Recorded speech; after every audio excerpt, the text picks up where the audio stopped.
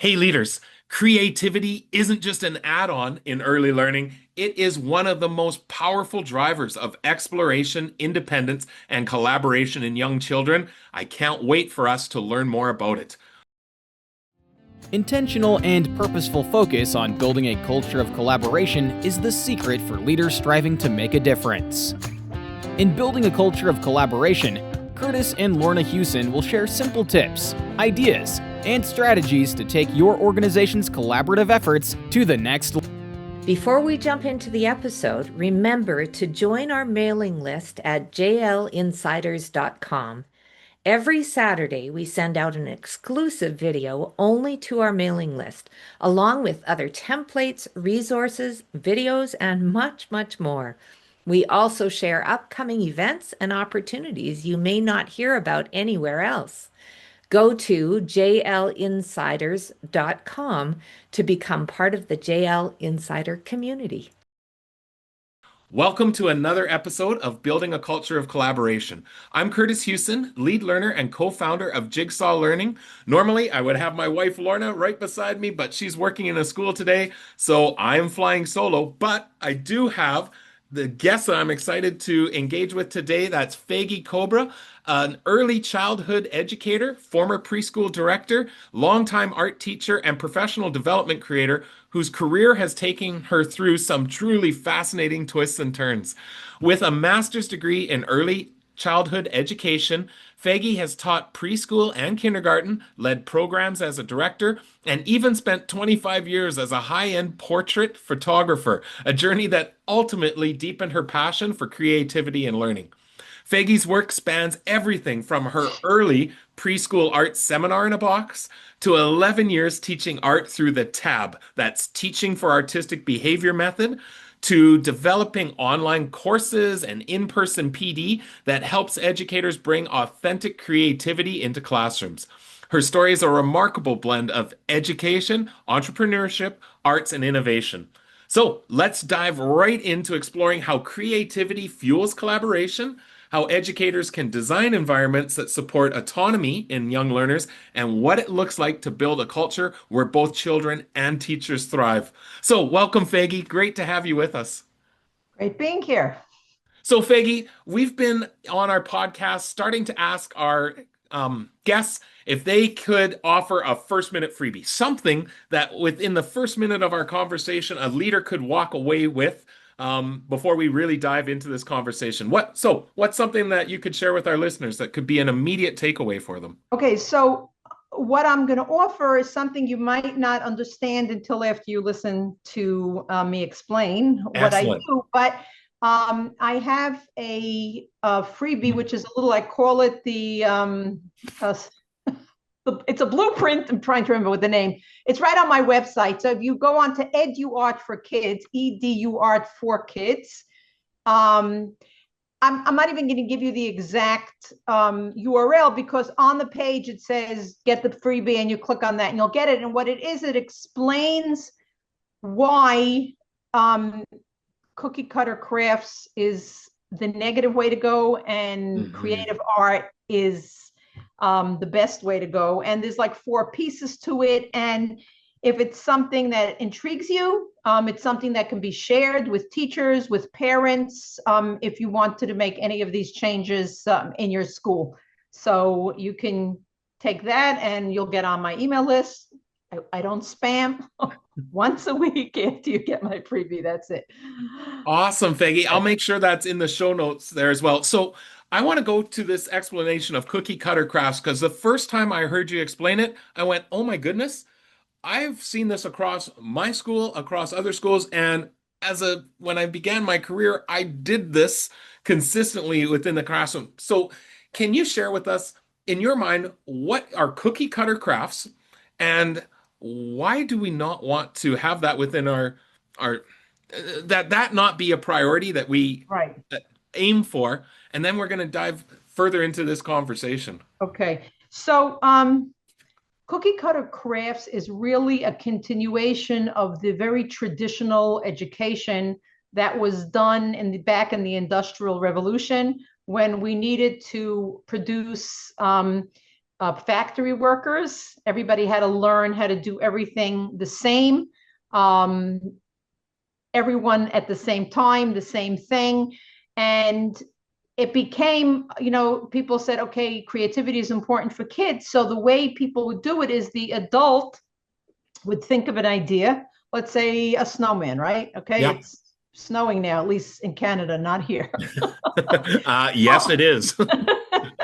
And I'm in New York, by the way. It was 58 degrees the other day. Oh boy. Okay, but it's getting colder now, but we don't get that much snow. So they would think of an idea, what a cute idea was, and they'd get the round white circles and they'd give them the nose and the eyes and the scarf, whatever it was. And then the kids had to follow the project, and then everybody's project looked the same. So the reason, I go into this, I have a whole program. I have like this online PD program that I sell. I have an online and I have an in-person. So an online, so it's like divided up into a course and a membership. So in the course, I go through explaining. So in short, my explanation is that if we're trying to follow standards, the NAEYC standards, the National Educational, whatever that stands for, we want children to do things that are developmentally appropriate, which means things that they're ready for, that they can do, that's their age, right? We don't give children that are crawling running shoes. We don't give children things that they're not ready for. But what happens is, so what happened was in the developmental standards, so we had all these psychologists that did research on how children develop. We have Piaget and Erickson and Vygotsky and Montessori and all these people, they did research and they learned how kids develop. For a very small, quick example, Piaget learned that kids cannot conserve before a certain age. What does conserve mean? If they have two containers of water that are the same level, and in front of the child, they take a short, flat one and a tall, skinny one, and they're the same exact water, but they pour one into the short, flat one and one into the tall, skinny one. The child will say that the tall, skinny one has more in it because they're unable to conserve that was the same. So from Piaget, let's say, we learned that kids can't do things that they're not ready for, right? We have to have the right expectations of children. So in art, what happens in art is when very young children create, they're messes because they're not really ready to create a snowman the way the teacher decides how it's going to be. People can't take that. People can't deal with it. In our perfectionistic society, people need things to look very perfectionistic. So they just decide what their idea is, and they give this to the children without allowing them to create according to their level. Now, of course, people start saying, well, how do you do it? And what, but what about direction following? And what about remembering their learning? And all these questions. And I addressed all of that in my PD program. But what happens is when we give them these things, we're really giving the kids a message that they're not good enough. We can't, if you're going to push a kid to do something before they're ready, they don't feel very good about it. And they know it's not theirs. I have a 3-year-old granddaughter who lives nearby, and she came home with a project.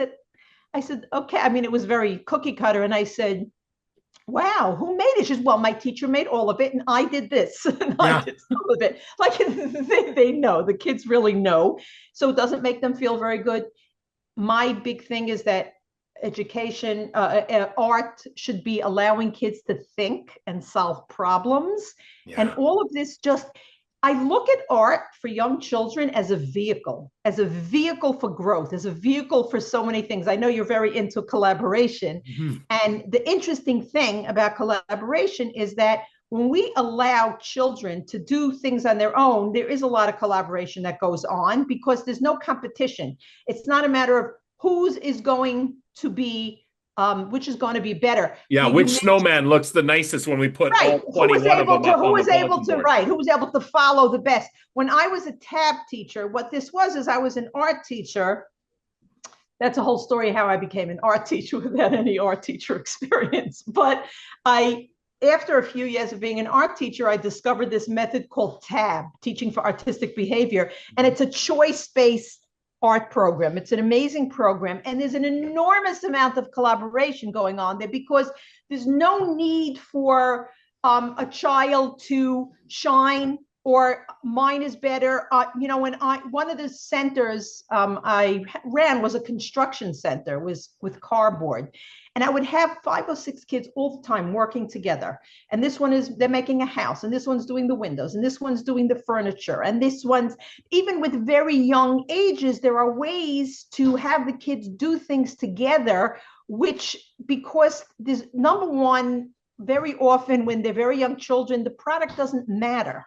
It's the process that matters. So collaboration is something that is very easy to do, even though I wouldn't say that collaboration is the main thing. But since I know that that's your thing, collaboration, once the kids feel good and comfortable with what they're doing, then collaboration could definitely be brought in. I'm seeing so many parallels here, Faigie, and I would love for the listeners that are thinking about, collaboration at a school or a district level. You're talking about some pretty significant mind shifts that we want to look at, such as how do we create autonomy?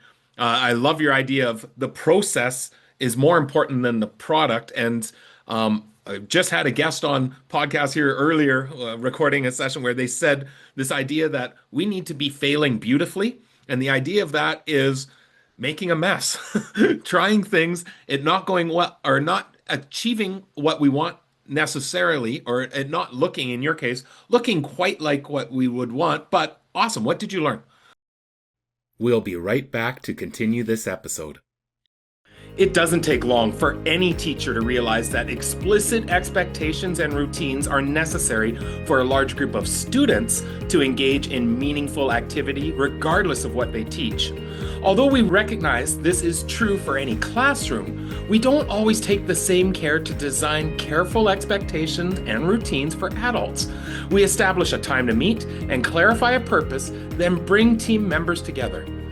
Since we are all adults, there is no need for rules of engagement, but very quickly we discover, just like in the classroom, dysfunctions within the team will persist, such as coming late, checking phones consistently, working on sending emails throughout the meeting, along with many others. So how do we guard against this happening? The easy answer is we need to co-develop team norms. Download our free Guide for Leaders to Develop, Sustain, and Reinforce Effective Norms for Team Success. This guide provides you with step-by-step instructions on how to develop your team norms. Access the guide at bit.ly/team norms guide. That's bit.ly/team norms guide. Norms provide the essential foundation for our teams to commit to working together, reflecting on what each team member needs to be successful, and leading to the articulation of an agreed upon set of guidelines assist us when working effectively as a team. And now back to our conversation. How would you do this differently? It's very funny that you say that, because somebody who recently bought my program, she just emailed me yesterday. She said, you had on one of your videos, you had a poster on like, what do kids do when they mess up? Yeah. And could you send that to me? So this is what I did when I was teaching art. And it's something that you could do with young children also, is I had this whole poster. It's like, because the kids, I messed up very easily, because they're so used to, they need something to be perfect. So I had this whole chart that, what can you do when you mess up? So like, if they gave me a paper, I wouldn't let them throw it out. I'd say, well, let's look at it. Can you turn over the paper? Can you color on top of it? Can you make it into something else? Can you erase it? Like a list of about 6 or 7 things to help something. It's a thing for life. Like, what can you do if you mess up? It's not the end. It doesn't, so. So again, this mindset, and I want to come back to this deviating from a step 1, step 2, step 3, step 4 type of a process that you're talking about. And my mother was a kindergarten teacher, and I can remember putting up the bulletin boards where they would do in March, in like a lion, out like a lamb, and they would have a paper plate. And on one side would be a lamb with cotton balls on it, and on the other side would be a lion with yarn for its mane and whatnot, and they all looked the same on there, but it was done from a step one, take your paper plate and you're going to cut it here. Step two, get your cotton balls and you're going to put it here. But we do this all the time in education in math to say, all right, here's the problem. Step one, you do this. Step two, you do this. Step three, where I now have done this as a teacher and seen other teachers where here's our problem. How would you go about getting an answer for that? What would that look like for you? And again, the process then is more important than the answer. So, That's Faigie, interesting. I didn't know you can do something like that in math also. yeah.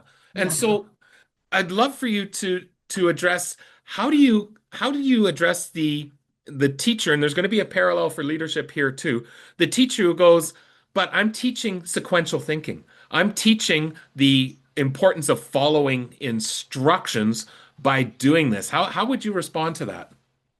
I would respond by saying that there are many ways you can teach sequential steps and following with creative art. They do have to learn how to use things.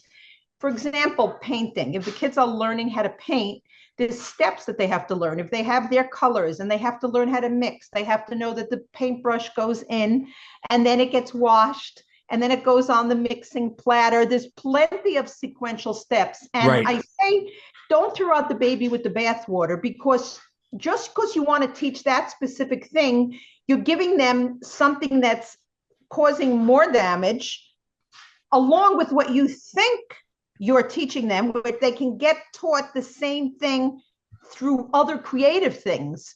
And they don't have to. They don't have to, because doing those things is causing more damage to their self-esteem, to their thinking, their problem solving, than the benefit it would get.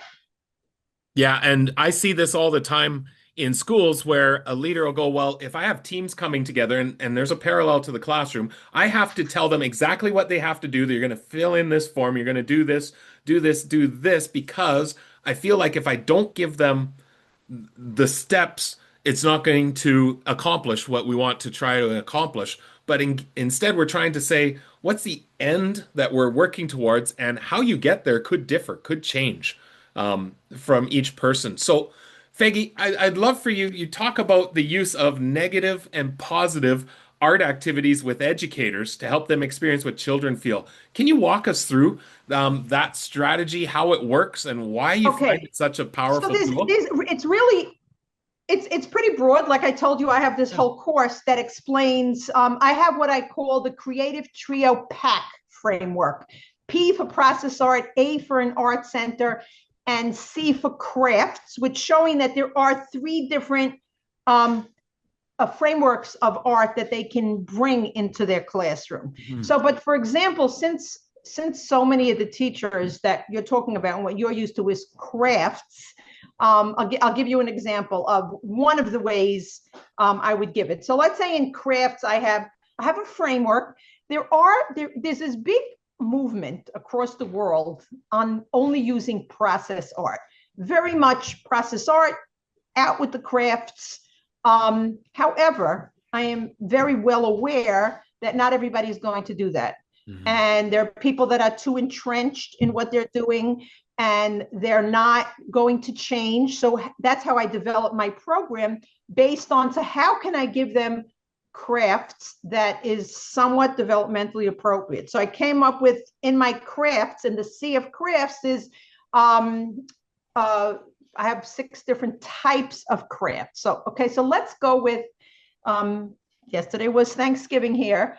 So let's say people, they have to do their turkeys, or they're for the winter for the squirrels. Okay. So what I would do, let's say for turkey, I have like all these sheets in my course. I have like, for different activities, I'll have pictures. I'll go into Canva and I'll put on one page many different pictures of turkeys, real turkeys, turkeys sideways, cartoon-like turkeys. Okay. Then I will print that out, better in color. Then I will take a bunch of papers and I'll look at my turkey. I'll say, let's say I was doing this. I was doing this in a cookie cutter way. What would I do? Let's say I would want a neck. So I would cut a whole bunch of different pieces. I would put like buttons and googly eyes for the eyes and give them a whole bunch of materials, show them the paper and say, you can make a turkey. Okay. Now, last year, I had two grandchildren here who were 4 and now they're 5. And the difference in their turkeys was mind-blowing. One of them, he's very into doing things perfectly.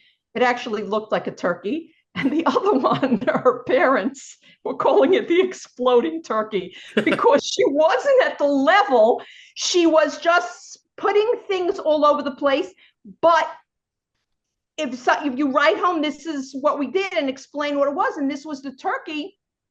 But this granddaughter now, who's 5, has taken like a giant leap. It's like amazing to me how I'm watching the things that she's able to do. Now, what would have happened when she was 4, if I had made her do exactly what I wanted, my idea, my thing, she wouldn't have been able to express where she was developmentally at that time.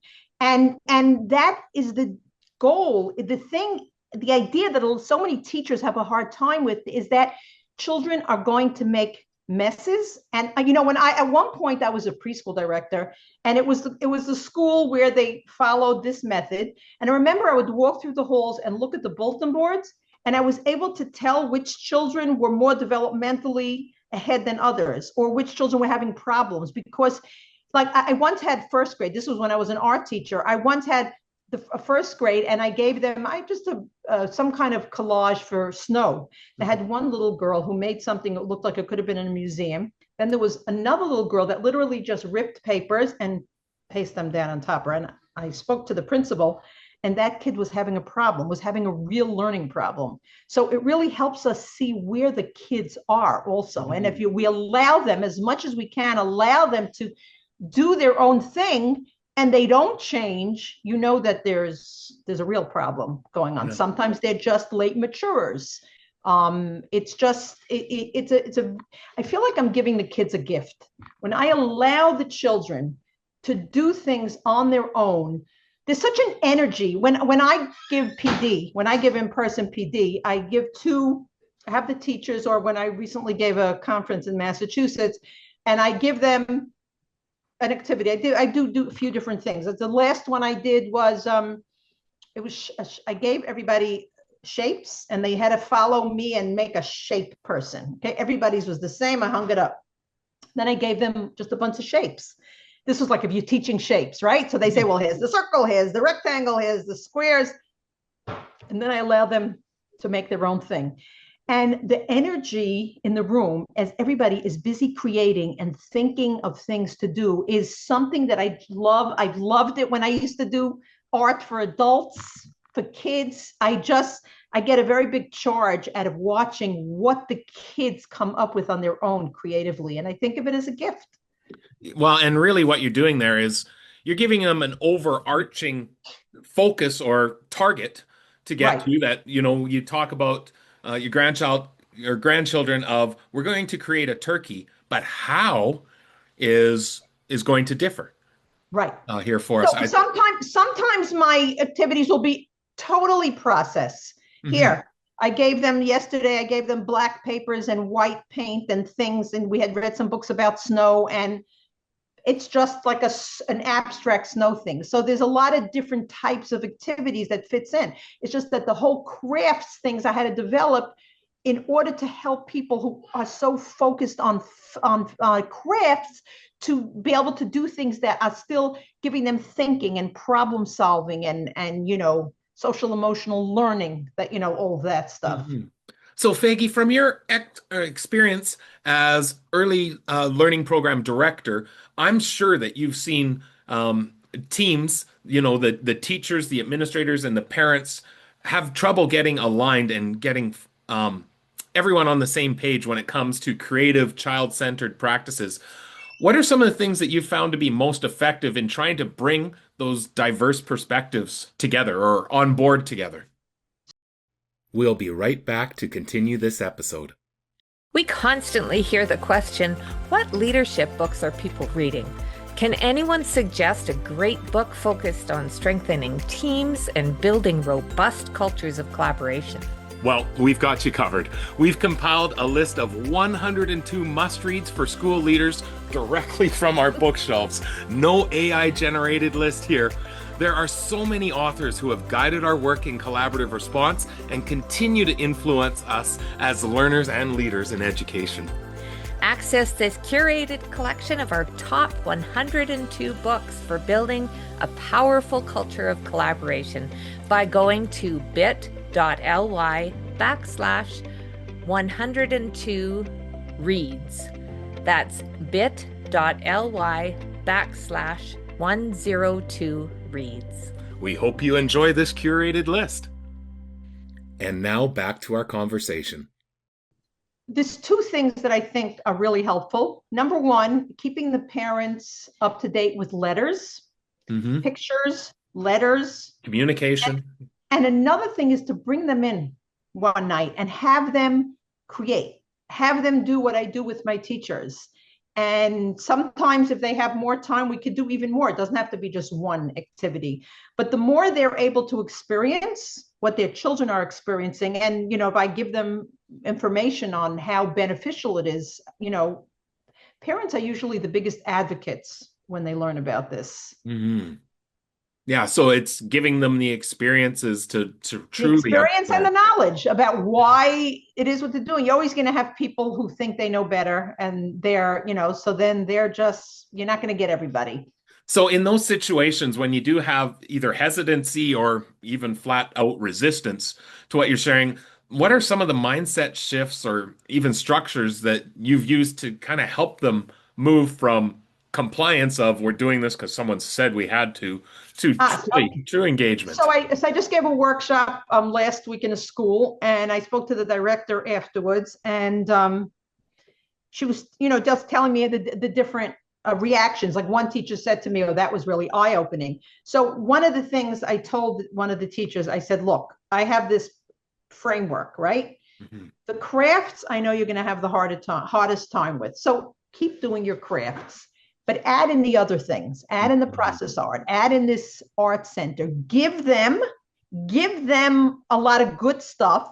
Hopefully they will see what it does for the children, and hopefully it will push out the negative. But even if it doesn't totally push out the negative, at least the kids are getting some good experiences to kind of balance and counter what they're getting from the negative." And really what you're doing there is almost small steps, but acknowledge what are the small celebrations that we're seeing from those steps, and then how can we build upon it, right? Right. And really some people will never be sold because they're just rigid. There are people that can't change. Yeah. And then there are people who I whenever I give workshops, in-person workshops, I see the ones whose eyes light up, and then you'll have ones who are just arguing with me, and no, it's, the children need this. But you're not going to change everybody, and you just do what you can. Yeah. Well, and again, my previous guest I was with talked about the idea of start small when you're thinking about this from an organization perspective. Start with the people who are willing to try to start to see success, and then maybe that can start to influence others along the way too. Right. Success breeds success. Yeah, absolutely. So what advice would you, from your perspective, Faigie, give to leaders who want to cultivate more creativity, autonomy, and collaborative problem solving in their early learning environments? Well, first of all, they can buy my program. So I have this program, Beyond Copycat Craft. So it's EduArt for Kids /Beyond. And what my program is first there's like the course, and it's usually when I go in to do a PD, it's like, about 2 hours, and I do the workshop. Here, it's like broken up into 11, 12 different videos where they have PD to do with the teachers all year. One video is all about the research. One video is at the process center, each one. So there's like a whole bunch of stuff teachers can watch them on their own, right? Then I have what the membership, people don't have to buy them both, but the membership has, so then they say, okay, I'm sold. Now what do I do? In the Hmm. membership, I have videos and ebooks with all the activities that they can use to plug in to this program. So if they're really, really interested in that, and everybody, if anybody is interested, I be very happy to speak to somebody on that site, EduArt for Kids Beyond. I have, if anybody wants to set up a call, I'd love to talk to you about it if that's something you would want to introduce into your schools. Okay. And what have you found or would expect to find is how do the leaders introduce that effectively? Like, what have been some of the strategies that you've found that helps when introducing something new? Because I expect just saying, "Hey, everybody, here's the course. We're all going to do it, and then everyone's going to do it in your classroom." That might not lead to adoption or Right. Right. sustainability. So usually most schools have some sort of PD, Hmm. right? I also find I also find that the people at this point that have bought into my program are people that really know a little bit about this and would love to flip their teachers, and they're having a hard time, like a lot of preschool directors have told me, that if I have um, um, like if they have somebody else coming in, it's much easier than them telling Hmm. them to it. But so they have PD, right? They're giving PD. So if they're if they've heard it before from the teacher that they would want to change anyway, so it's not so new to them. But this is, I give it to them first, like the preschool director that just used it. She went and looked through it first and was able to show them the different pieces. So Hmm. it's PD. I mean, the teachers are learning all kinds of new things in PD, and that's just another way of introducing. I want to introduce to you, and I have everything explained. I have the different parts. I have the intro, why, how to get into it, where you're coming from. Yeah, I'm very familiar with the traditional way of doing things, and how to segue into doing it more creatively. Okay. All right. So, Faigie, you've mentioned as we start to wrap up here, it's eduart for the number four, right? Number four, for kids. Forkids.com. Dot com and slash beyond, that's my program, Beyond Copycat Crafts. Okay. But if you go to EduArt for Kids, they can get my freebie, that blueprint that kind of has a quick explanation, showing you what it's about and how to get started. Awesome. I'm seeing it. I've got it on my screen right here. So I'll make sure that the link for it is right in the show notes as well. Faigie, it has been a Okay. pleasure to be able to connect with you. And yeah, wishing you all the best as you continue to impact creativity and imagination for early learners. Okay. Thank you so much for having me. I'm always interested in these episodes when we go into something that's a little bit more specialized or more direct, as Faigie's talking about, art integration with early learners. There's again, I love having those experiences so that we can reflect on how does some of that learning apply when it comes to leaders creating effective teams. And here's some of the takeaways that I had from this. So I think just like with students, with our teams, we want to be able to provide an overarching framework, a target, something we're trying to achieve, but then how do we ensure autonomy to be able to work towards that? And when we have teams coming together, that we can identify what is the thing we're trying to accomplish through this collaboration, but how we get there, I'm leaving it to you. I'm willing to invest and trust in the professional capital to help get there. And as a leader, I'm going to support it. I'm going to give perhaps some resources or some structures to help accomplish that. But the idea that the process is so critically important. And I also think when Faigie's talking about the developmental level of children, I was thinking about are there developmental levels for teams as well? And there absolutely are. We've heard the different stages of team development that there's the forming, then the norming, the storming, all of that.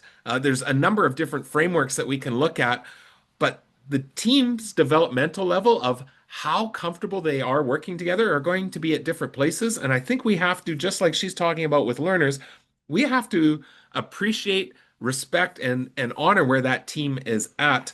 And one of the ways that we can do that, just like she said, is small wins.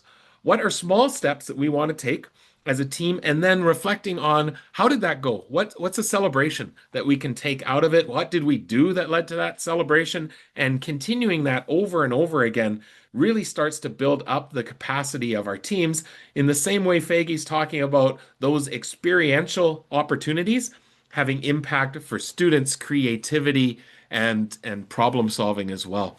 So as always, we want to be able to wrap up by first off thanking Faigie. Make sure to check out EduArt for Kids, and we'll make sure the link is in the show notes, as well as her blueprint that she talked about, and the course. We'll put all those resources in there as well. And we always have two requests. First, join or share our mailing list at jlinsiders.com. In there, you are going to receive free weekly content and resources that will be able to help you grow. Lorna and I give a exclusive video every week to people on that list that just shares, here's something that we've been learning, something that we'd like to be able to share out with others.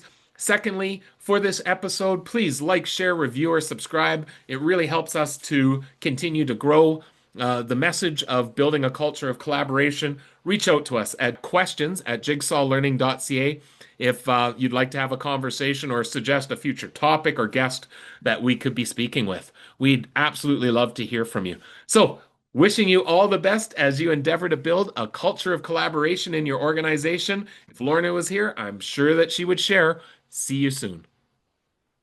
This podcast is a proud member of the Teach Better Podcast Network. Better today, better tomorrow, and the podcast to get you there. Explore more podcasts at www.teachbetterpodcastnetwork.com. We'll see you on the next episode.